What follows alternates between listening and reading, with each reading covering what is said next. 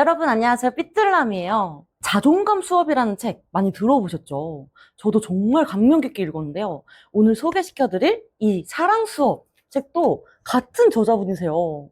이러다 제가 유영근 박사님 팬이 될 것 같은데요. 제가 읽어본 사랑 관련 책 중에 과연 진짜 원탑이에요. 완전 강추. 그래서 저만 읽기 너무 아까워서 한번 가져왔는데 만약 나도 한번 읽어보고 싶다 하시는 분들은 댓글 남겨주세요. 제가 5명 추첨해서 책 선물 보내드리도록 할게요. 그 정도로 진짜 강추.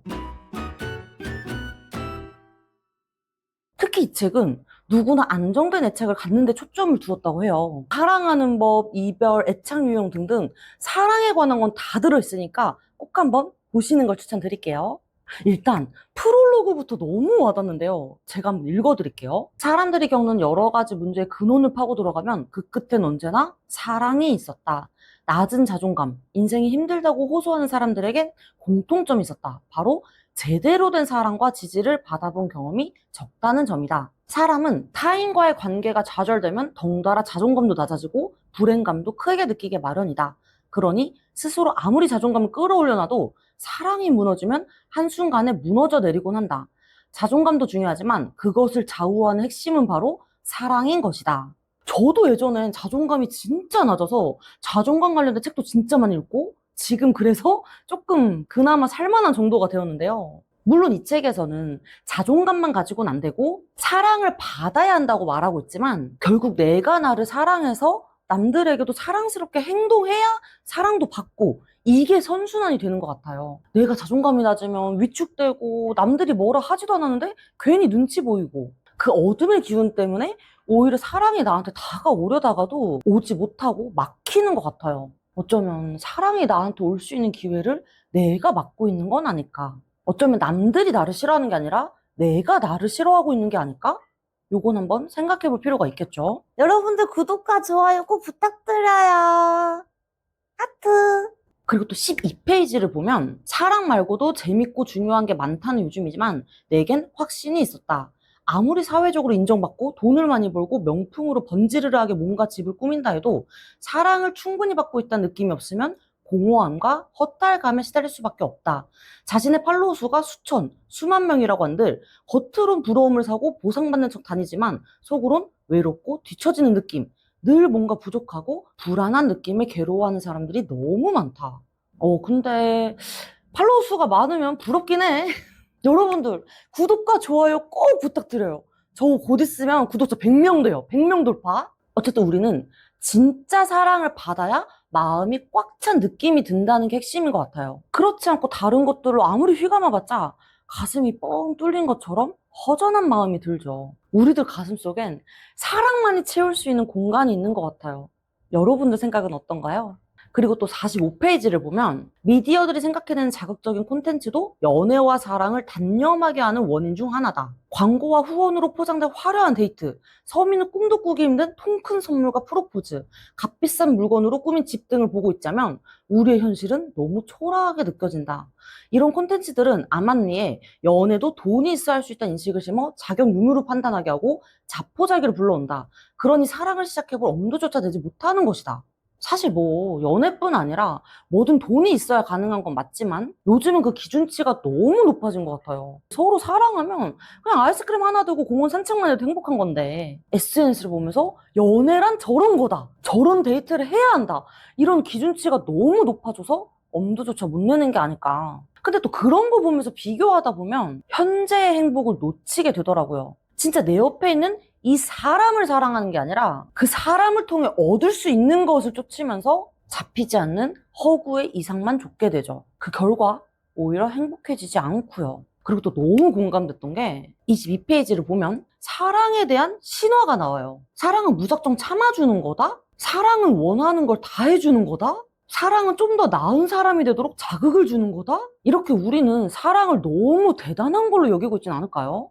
결국 이런 생각들이 우리를 더 힘들게 만들 때가 많죠. 그래서 책을 보면 사랑의 잘못된 시나 첫 번째, 사랑한다면 무조건 믿어야 한다? 인데요. 지나친 믿음은 오히려 방치가 되죠. 네가 알아서 다 할 거라 믿어. 이렇게 무관심으로 일관한다면 그걸 과연 사랑이라고 할 수 있을까? 저자는 적당한 의심은 필요하다고 해요. 우리는 신이 아니다. 세상은 온갖 유혹으로 가득 차 있고 사랑한다면 무조건 믿어야 한다는 것은 신의 영역이다. 믿음이란 미명 아래 상대를 무조건 방치해서도 안 되고 억압해서도 안 된다. 적절한 관심과 간섭, 의심과 질투는 필요하다. 그리고 두 번째로 사랑하면 모든 걸 다 이해해달라? 나를 그냥 있는 그대로 다 이해해주면 안 돼? 이렇게 말하는 사람들 있죠. 그리고서 이해를 받지 못하면 세상 서러워하고요. 근데 진짜 사랑은 나를 이해해달라가 아니라 상대를 위해 내가 노력하는 거예요. 자신의 모든 것을 이해받는 게 진정한 사랑이라면 그걸 못 주는 상대에게 불만을 품는 건 역시 사랑이 아니지 않나. 즉, 모순이 발생하는 거죠. 한 사람을 있는 그대로 사랑하는 건 아름다운 표현이지만 실제로 수행하기는 거의 불가능에 가깝다고 해요. 진정한 사랑은 얼마나 최선을 다하느냐의 문제지 일방적으로 이해를 바라는 건 사랑이 아니라 이기심일 뿐이죠.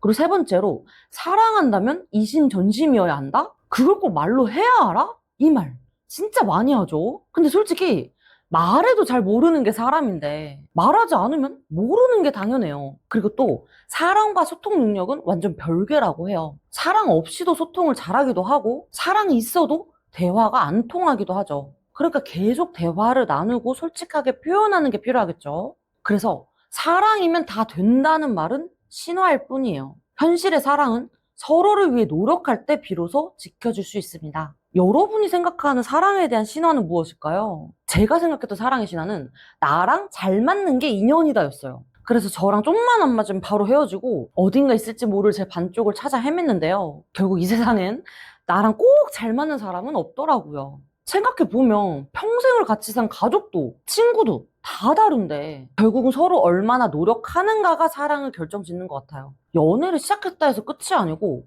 결혼을 했다 해서 끝이 아니듯이 사랑은 노력하는 과정 속에서 같이 만들어가는 게 아닐까. 사랑을 잘하려면 기본 축이 있다고 해요. 좋은 음악이 리듬, 멜로디, 하모니가 맞아야 되듯 사랑도 몇 가지 요소가 맞아야 진짜 사랑이 완성된다는 거죠. 그래서 34페이지를 보면 첫 번째로 소중하고 귀하게 여기는 마음이에요. 사랑은 단순히 떠받드는 게 아니라 같은 편이 되어주는 거라고 해요. 강아지 키워보신 분들은 아실 텐데 강아지는 주인의 직업이나 돈을 보고 반기는 게 아니잖아요. 그냥 존재 자체를 소중히 여겨주죠. 그런 강아지를 보면서 진짜 너밖에 없다 이런 말이 나오는 건 귀하게 여겨주는 진심이 통했기 때문이에요. 그런데 우리는 지금 곁에 있는 사람과 함께할 시간이 아주 많다고 착각하다가 크게 후회하곤 하죠. 존재의 소중함을 잊고 함부로 대하기도 하고요. 그런데 귀한 사람을 만나고 그 마음을 표현할 기회는 자주 오지 않으니까 표현할 수 있을 때 해야 한다는 거예요. 왜 있을 때 잘하라는 말도 있잖아요. 그리고 두 번째로는 이해해 주기가 있어요. 인간관계에서 제일 중요한 게 뭘까요? 그건 바로 공감이라고 해요. 아, 너가 그래서 그런 감정을 느꼈구나. 그럴만하다. 이 말 한마디가 10마디 조언보다 힘이 되죠. 왜냐면 내 감정이 이해받았다는 순간 안도감을 느끼기 때문이에요. 그래서 이해는 뇌가 할 수 있는 최대치의 사랑을 뜻한다고 해요.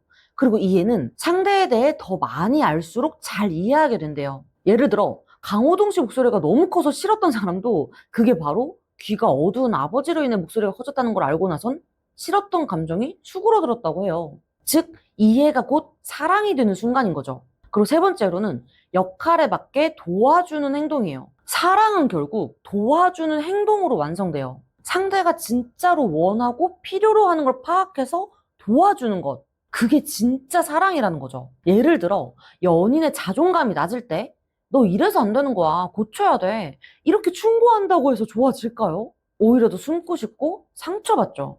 왜냐면 사랑하는 사람은 의사가 아니라 동료예요. 내가 고치려 드는 순간 상대는 반감을 느끼죠. 사랑하는 사람한테만큼은 들키고 싶지 않았는데 그걸 자꾸 들춰내고 고치려 드니까요. 데이트가 교정의 시간, 지적질의 시간이 되면 자존감은 더 떨어지게 돼요. 사랑하는 사람의 역할은 오히려 지지하고 이해하고 곁에 있어주는 게 사랑하는 사람의 역할이에요. 그리고 저 사람을 내가 바꿔야지? 이렇게 해서 바뀐 적이 있나요? 헤어지고 싶은 게 아니면 상대를 고치려고 바꾸려 들기보단 도와서 자연스럽게 바뀌도록 해야 하고 이렇게 도와줄 땐 어떤 기대도 하지 말고 도와줘야 효과가 있다고 저자는 말하고 있어요. 요즘 혼자 사는 문화가 많아졌죠. 혼밥, 1인 가구도 늘어나고 있고 꼭 연애나 결혼은 안 해도 된다고 생각하는 사람들이 많이 있더라고요. 근데 그렇다고 해서 사랑의 가치가 사라진 건 아니죠. 오히려 혼자여서 외롭다는 사람도 늘고 있고요. 요즘은 내 감정이 제일 중요하고 불편한 부탁은 단호하게 거절하고 마음 안 맞으면 바로 관계를 끊어버리는 게 쿨한 것처럼 여겨지죠. 내 메시지 안 할래? 그럼 나도 언팔. 그것까지 해야 된다고? 그만둘래 하면서 관계 단절을 두려워하지 않는 거예요. 근데 관계를 끊어본 사람은 아마 알 거예요. 끊을 땐 후련한데 다시 연결하긴 진짜 어렵고 의외로 후유증이 남는다는 거예요. 혼자가 되어보면 안다. 함께여서 받는 스트레스나 어려움과 비교할 수 없을 정도의 고독, 쓸쓸함, 심한 우울감과 좌절이 찾아온다. 우리는 종종 혼자 있길 원하지만 사실 그 시간은 그리 길지 않다. 충전의 시간이 지나고 나면 좋아하는 사람들과 다시 만나고 소통해야 살아있음을 확인하게 된다. 들어주는 사람이 아예 없다면 혼자가 좋다는 말은 쉽게 쓸 수 없는 무서운 말이 된다. 그리고 48페이지에 함께하지 못하는 고통은 사는 재미가 없어졌다는 말과 같다는 내용이 있는데요. 너무 공감되죠? 게임, 친구, 취미가 잠깐은 사랑을 대신할 수는 있어도 진짜 만족을 주는 건 결국 사랑인 것 같아요. 우리는 본능적으로 누군가와 연결되고 인정받고 사랑받아야만 행복을 느끼는 존재인 거죠. 사람은 결국 사랑을 주고받으며 살아갈 수밖에 없는 존재예요. 49페이지를 보면 인간은 어떤 이유로든 사랑을 포기할 수 없는 존재다. 사랑을 잠시 대체할 수 있는 것만으로도 우리가 만족하는 감정적 뿌리는 사랑 안에 있다. 인류에게 아직 집단 생활의 본능이 남아있기 때문이다. 사람과 연결이 끊어졌다는 느낌이 들면 생명의 위협을 느낄 만큼 공포심도 따라온다. 다양한 사람들 속에서 인정받고 사랑을 받아야 비로소 살만하다고 행복하다는 안도감이 생긴다. 이런 본능은 변하지 않을 것이다. 사람은 사랑을 주고받으며 살아갈 수밖에 없는 존재다. 요즘 공황장애를 겪는 분들도 많이 계신데 저자에 의하면 아무한테도 도움받지 못하고 쓸쓸히 죽으면 어떡하지? 이 불안 때문에 공황장애가 온다고도 해요. 그만큼 우리 인간에게 있어서 사람과 연결되고 친밀한 관계를 갖는 건 너무 중요한 거겠죠. 51페이지를 보면 사랑력이란 개념이 나오는데 사랑력은 사랑할 수 있는 능력을 말한다고 해요. 힘든 고비를 이겨낸 사람들에게 물어보면 그 원천엔 반드시 사랑이 있죠. 사랑하는 가족을 생각했기 때문에 버텼다. 사랑하는 일이었기 때문에 힘든 줄 몰랐다. 이렇게들 말하죠. 그리고 사랑이 충만할 때 뇌는 도파민을 분비해서 쾌감도 주고 심지어 진통제 역할도 해서 매너리즘을 방지하는 가장 좋은 연료가 바로 사랑력이라고 해요. 사랑이 곧 의욕을 만드는 기본 동력인 거죠. 살아갈 이유, 힘의 근원엔 사랑이 있어요. 하루하루를 보람있게 살려면 자기 인생을 사랑해야 하듯이요. 와, 사랑에 대한 중요성을 너무 잘 표현해 주신 것 같은데요. 53페이지에는 또 이런 말도 있어요. 사랑해야 할 사람을 사랑하지 못하면 반드시 후회가 따라온다. 여러분들도 미처 다 사랑하지 못해서 후회하신 적 있을까요? 저는 몇몇 얼굴들, 순간들이 떠오르는데요. 이걸 생각하면 나중에 내가 후회하지 않기 위해서라도 지금 나 자신, 내 옆에 있는 사람, 또 소중한 순간들을 마음껏 후회 없이 사랑해야 될 것 같아요. 와, 이거 어려운 질문인데, 사랑을 잘하려면 어떻게 해야 될까? 사랑을 잘한다는 게 무엇일까? 54페이지를 보면, 사랑을 잘한다는 건 세상과 사람이 이해하는 폭이 넓어진다는 뜻이며, 이는 자신과 타인의 자존감을 높여주는 일이다. 사랑이 가능한 삶이 곧 성숙한 삶이다. 사랑하면 이해가 돼요. 이해가 안 돼도 이해하고 싶어지죠. 그리고 또 이해가 되는 만큼 상대를 비난하거나 내 것만을 떼쓰진 않죠. 그리고 또 그만큼이 내 마음 그릇의 크기인 것 같아요. 그리고 또 이렇게 내 마음 그릇이 커질수록 나도 타인도 행복하게 해줄 수 있지 않을까. 그래서 사랑이라는 것도 곧 능력이고 사랑이 가능한 삶이 곧 성숙한 삶이라고 하는 것 같아요. 264페이지를 보면 바로 그 사랑력을 이루는 5가지 힘을 설명해 주셨는데 그중 첫 번째가 바로 친밀력이에요. 친하지도 않은 사람을 사랑할 수는 없잖아요. 사랑하는 사이가 되려면 우선 먼저 친해져야 하죠. 그래서 왜 사랑은 우정이란 말도 있잖아요. 처음엔 인사를 나누고 공통 화제를 찾아서 대화에 물꼬를 트고 그러면서 음식을 함께 먹고 이렇게 다가서는 과정이 필요하죠. 서로를 탐색하고 알아가면서 신뢰를 쌓아야 다음 단계로 넘어갈 수 있고요.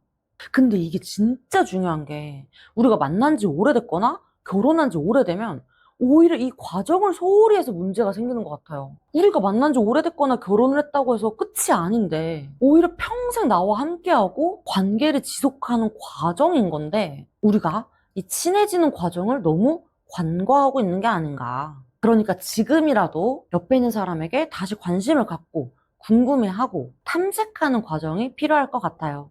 그리고 또 이렇게 친해질 때 가장 중요한 건 바로 내가 해주고 싶은 걸 주는 게 아니라 상대가 원하는 걸 해주는 게 포인트죠. 일방적인 행동이나 자신의 입장에서 하는 행동은 친해지기를 방해하고 타인의 감정을 바꿔놓으려 하는 건 상당한 압박감을 유발한다. 또 너무 서두르는 태도는 친해지는 것의 천적이라는 거 우리 모두 기억해 두자고요. 그리고 또 두 번째로는 같이 노는 시간을 마련하기인데요. 평소 잘 놀아야 잘 살고 싶다는 의욕이 생기고 같이 놀아봐야 사이가 좋아진다. 한쪽의 희생이 아니라 둘 다 즐거운 교집합을 찾아야 친해질 수 있다. 사랑은 달리 말하면 재밌는 시간을 함께할 사람을 찾는 과정이다.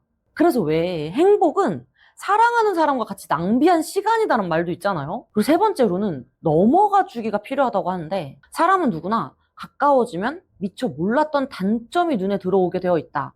그럴 땐 적당히 넘어가주는 유연함이 필요하다.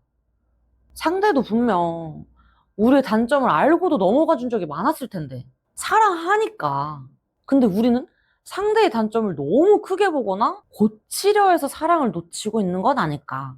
그래서 유연하게 넘어가는, 오히려 단점보단 장점을 보는 눈과 마음이 필요한 것 같아요. 그리고 또 사랑력을 키우는 힘의 두 번째가 바로 거절력인데요. 작가는 친밀력의 완성이 바로 거절력이라고 할 정도인데요. 왜 우리도 그렇잖아요? 내 연인이 나한테만 자상했으면 좋겠지. 다른 사람한테 자상하면 싫잖아요? 이게 왜 그러냐면 사랑은 독점성이 있어서 그렇대요. 모든 사람한테 친절한 사람보단 좀 까칠하더라도 거절력이 높은 사람이 나을 수 있다는 거죠. 그리고 세 번째로는 대화인데요. 사랑한다는 말은 대화한다는 뜻이라고 해요.